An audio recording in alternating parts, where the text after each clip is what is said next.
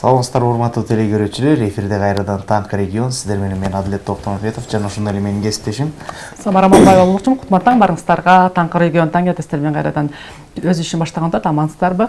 Бизди бир эле сыналгыдан эмес, YouTube'дан, Facebook'тан, ошондой эле Instagram'дан көрсөңүздөр болот. Бизди бир саат аралыкта кызыктуу маектер болмокчу, андыктан бизге кошулуңуздар.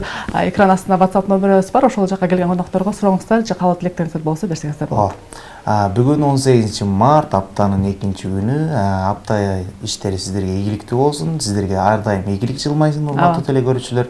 Ал эми биз бүгүнкү өзүбүздүн коногубуз менен тааныштырып өтмөкчүбүз. Бүгүнкү коногубуздун аты Улукбек Мукамбетов, аккордеондун чебери.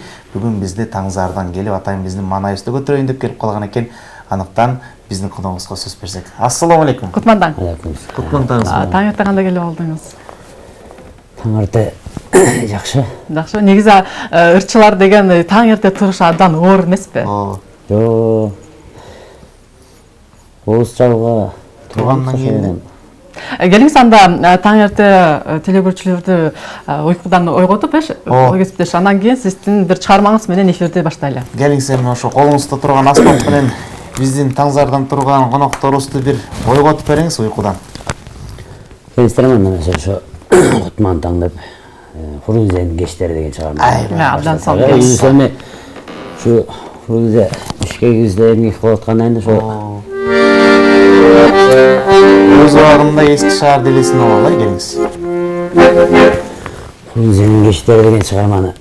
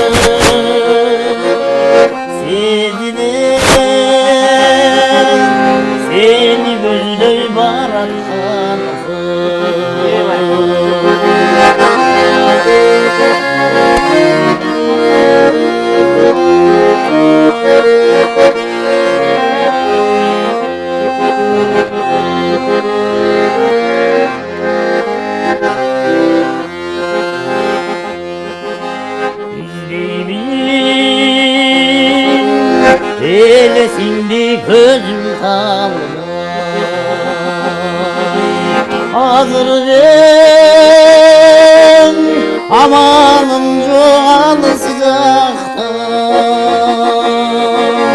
düşündüm tünde seni jolukturgan Rahman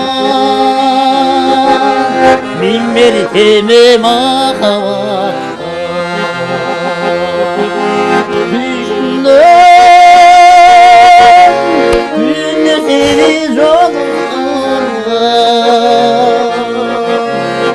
Rahman bin mertebe mahabat Rahman bin mertebe mahabat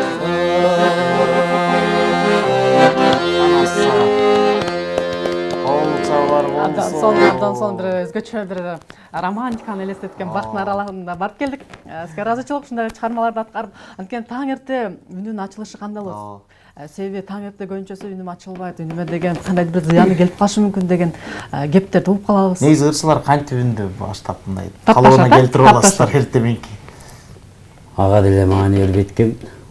Таң эрте азыр келгенде шашып ушуп келгенде Ритмге түшө албай атасыз. Ритмге түшө албай Сразу негизи азыркы чыгарманы сырдап жатканда чын айтканда баягы эски Шаарыбыз Фрунзенин кечтери чында эле элес болобуздун көз алдыбызга келип кетти деп ойлойм. Теле көрүүчүлөрүбүзгө да келди деп ойлойм. Эми мындай кылалы, өзүңүздүн бир кыскача маалыматты бере кетпейсизби өзүңүз үчүн? Ооба, анткени теле көрүүчүлөр дагы кызык болуп калышкан. Бул кайсыл жактын тургуну болду экен, канча жылдан бери эмгектенет экен деген бир кызыктуу бир суроосу бар болуш керек да сизге. Мен өзүм Областан район.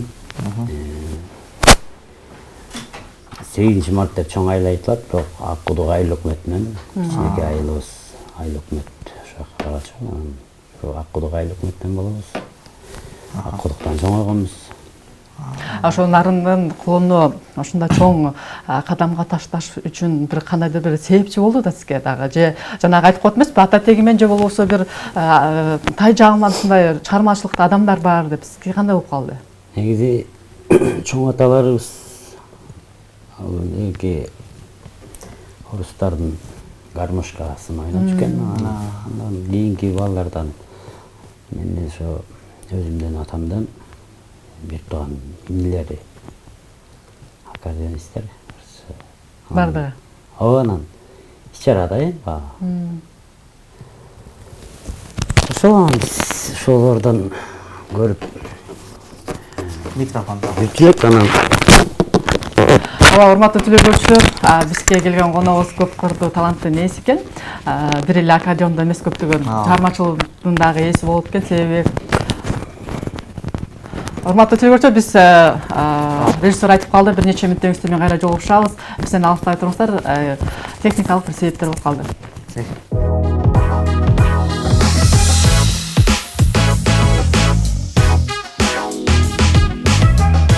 Ардактуу мейман, ардактуу биздин теле көрүүчүлөр, кечирим сурайбыз. Себеп дегенде бизде техникалык мүчүлүштөр болуп кетти. Андыктан биз эфирибизди улантабыз. Ооба, бизден алыстабай туруңуздар, анткени кызыктуу чыгарма, ошондой эле кызыктуу маектер болмокчу, андыктан бизден алыстабай туруңуздар. Кенен санда Улук мырза, бул аккордеонду алгандын бир жагын айтып кеттиңиз, атам тараптан деп. Жана өзүңүз бул чыгармачылыкка канча жылдан бери аттанып келатасыз? Негизи эле ошо аккордеон чебери болуп ырдап келип жатканыбыз канча жыл болду?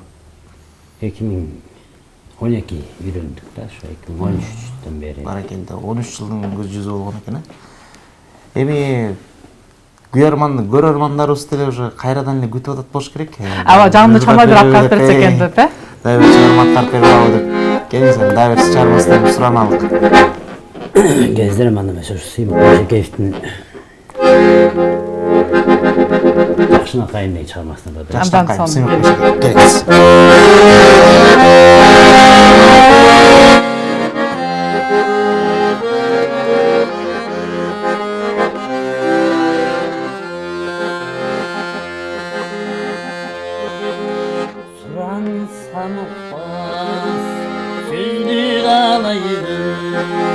Sularda yaksan gündüz samayını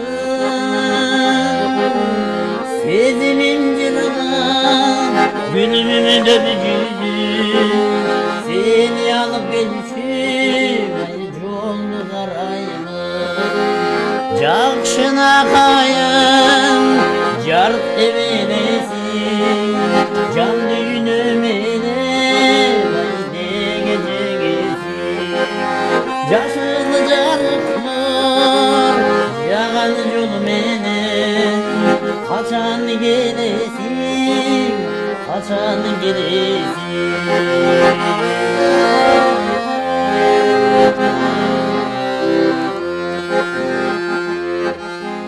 Kantin bütün izlerdi bugün Ağlamayım senden göz gönlünde mi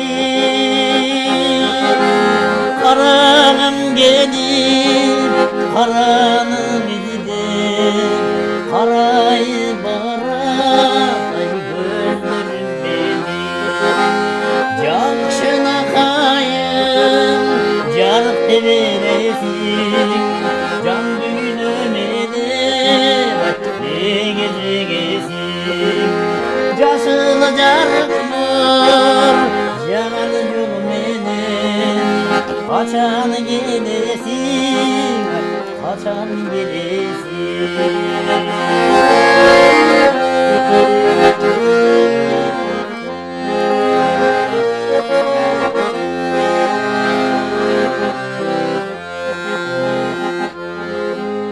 Sürgünüp bittin Tuşalıp değil Yüzsüz yaşar Utamız neni Kuvatı sayıkar Ümitümeden Uçakta kaldım Usalık benim Yakşına kayın Yar devenesin Can düğünüme de bak ne gece geçsin Yaşlı carıklar Yalan gönlümene Kaçan gelesin Kaçan gelesin Kaçan gelesin Kaçan gelesin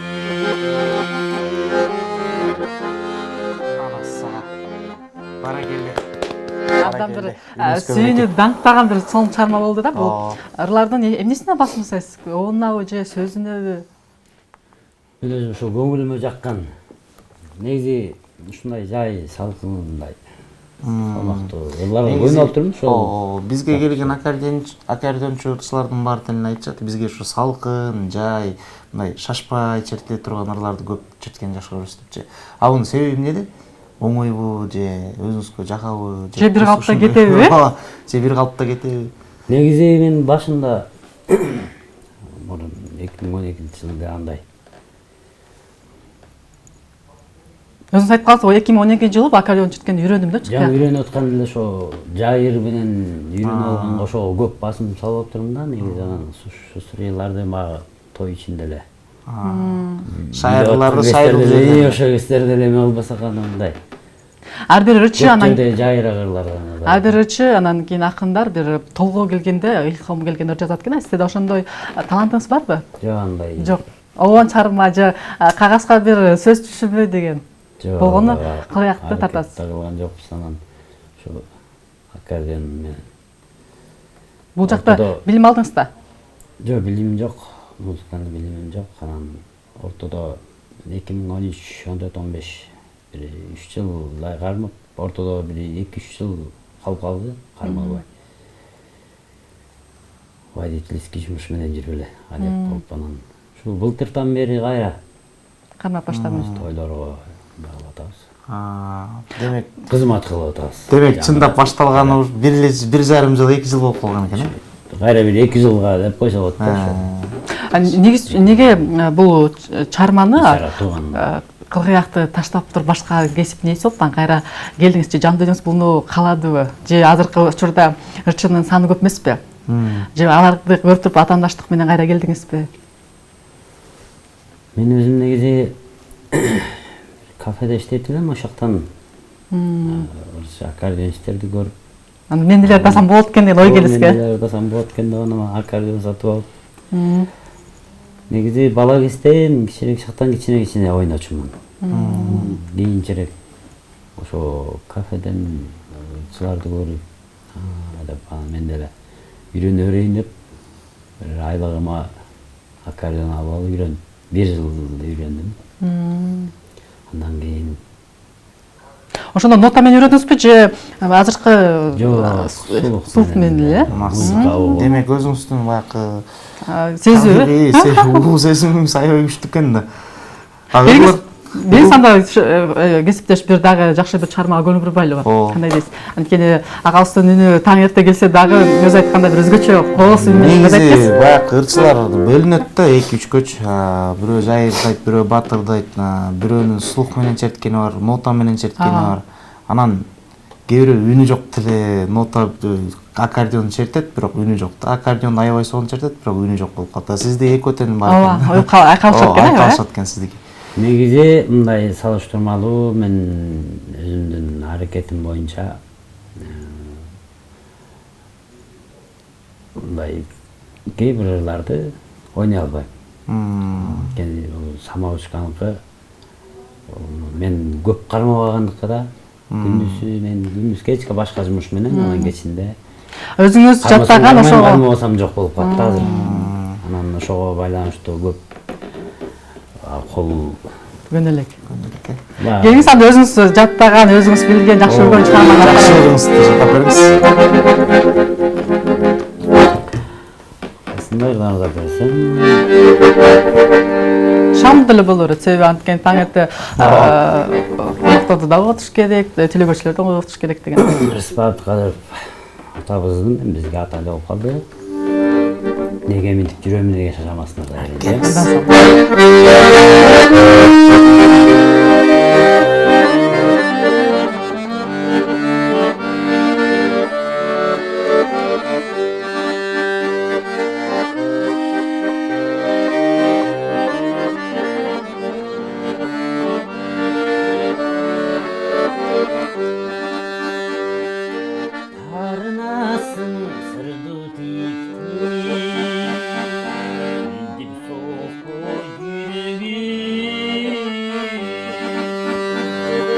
Андай болсо ойлоп көрчү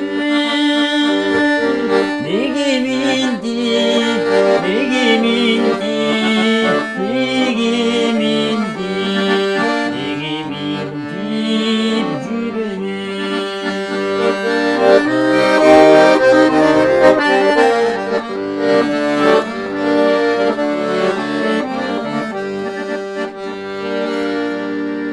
Tanga жақын жаздын жери Беталыдымдан түйіліп Сен екен деп көзімді ашсам Айдын нұру, айдын нұру, айдын нұру, айдын нұру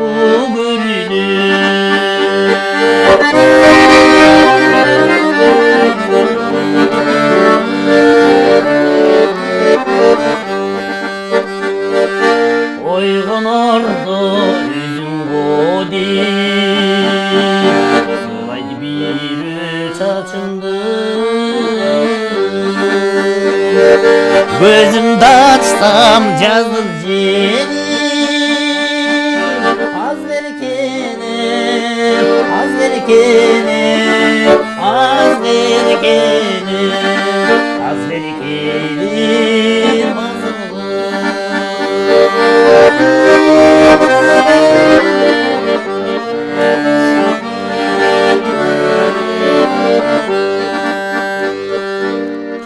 Alıstan bir gelip Gözüm karanık Tosup çıksam yazdım yeri Seni misin, seni misin, seni misin, seni misin adamım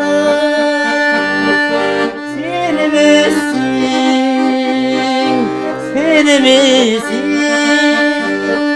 Sen misin adamım? Sen misin adamım? Sen misin adamım?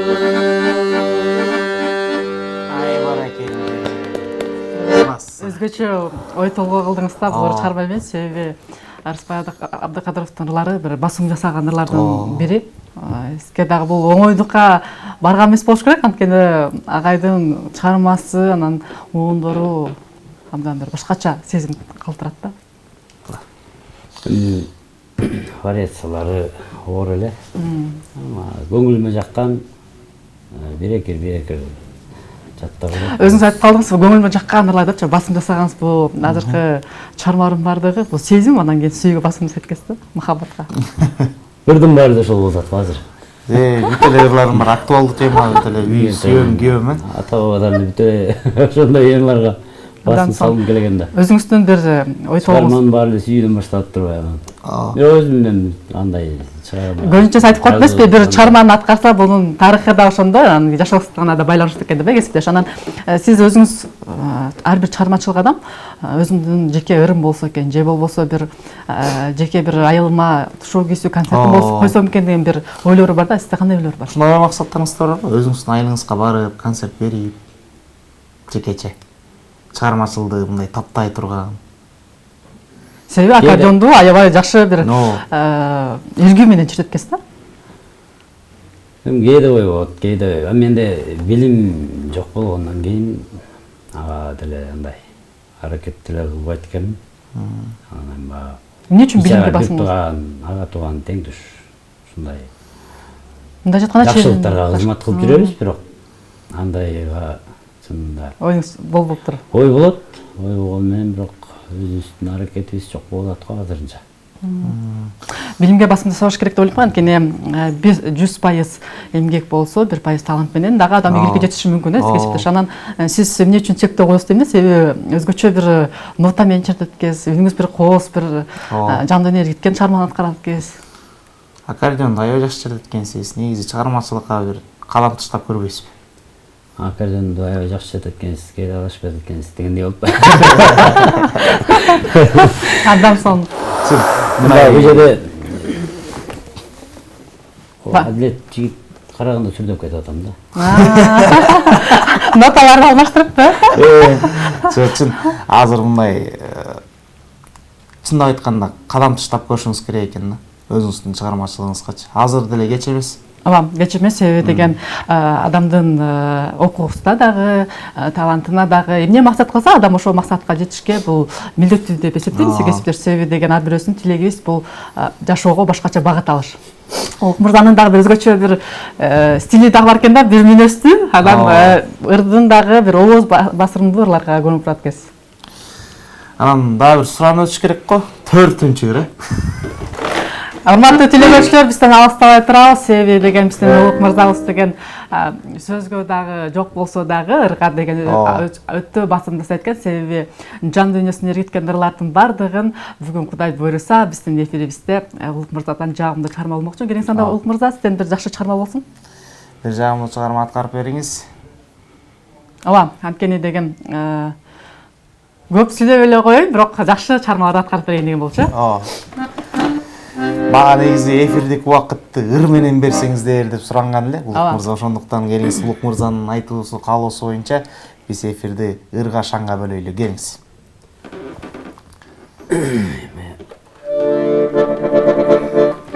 Жаны чама болсун, келиңиз. Киши сүрдөн атат окшоймун. Сүрдөн көрүңүз. Тойлордо сүрдөй эле жакшы эле жүрөбүз, анан жерде кичине Адилеттин сүрү бар ошо, Адилет мырза. Мен мындай карабай турайын, анда мындай кылып турайын.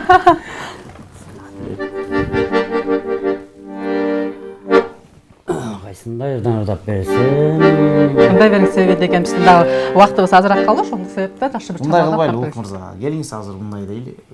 Биз кудагый болуп берели. Тойдо кудай, жакшы бир шаңга бөлө турган бир шаңга бөлөп бериңиз да, келиңиздер. Акыркы мүнөттөргө алып атат эфирдин, ошондуктан келиңиз. Келиңиздер, мында эмес, бир жаңы чыгарма, көктөм эле деген чыгарманы келиңиз.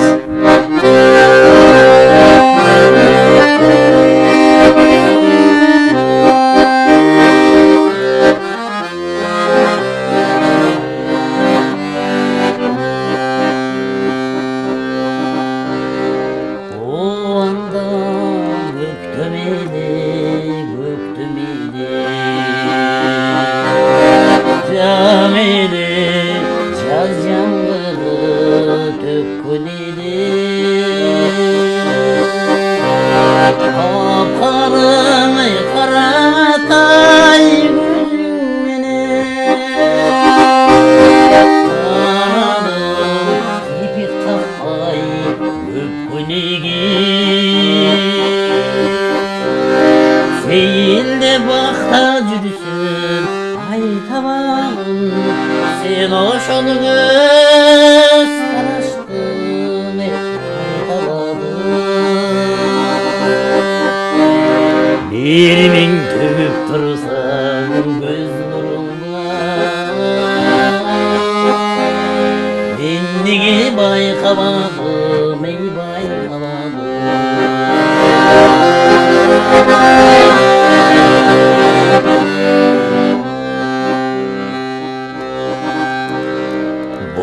болгондур байкабастык тагдырдын айыздык же тардыгында сезимдең отту тамды такараса сен үчүн кечирдим бардыгына негедир ошол жазга мен эңсей берем эңсем дагы андай жазга мен жетпей келем ал эми сеникинди көз караштым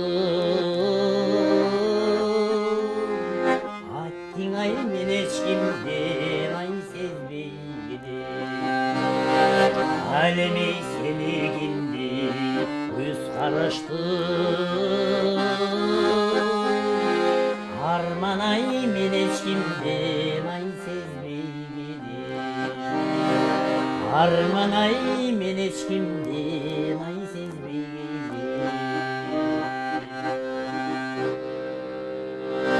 абдан сонун чармада сезимди эч кимден таппай келем сезбей келем сезимге бир басым жасаган чарма болду өзгөчө бир кесиптешим айтып кеткендей азыркы тил менен айтканда тренд болуп аткан ырлардын баарын айтып кетсин себеби деген сүйгө жасаган басымга жасаган ырлардын баардыгы анан өзүнчө мага ой келип атат да агам сүйгө жетпей калган же сүйүүсүнөн ажырап калган деген себеби ырчылардын баарын ошондой айтат эмеспи бул басым жасаса бул чарма ошонун жашоосунан бир үзүндү алган экен депчи жан дүйнө азыгы жетпей жатат окшойт сизге жас келип буюрса абдан сонун чарма буюрса сиз менен дагы бир жакшы чармалар менен жолугушабыз деген ниеттебиз кесиптешим апасы айтып кетти эле себеби агабыз деген мага суроодон көрө маектен көрө бир аз ырга көңүлүрөөк басым жасаңыздар деп биз ошон үчүн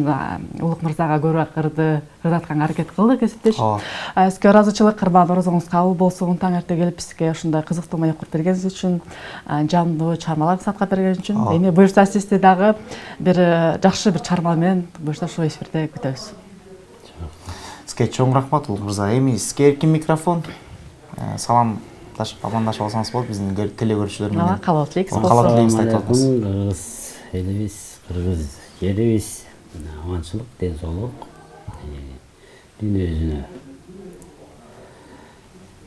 аманчылык каалайбыз жалпы орозоңуздар кабыл болсун кыргыз элим ар дайым асманыбыз бүгүнкү таң эртедеги күн чайыттай ачылып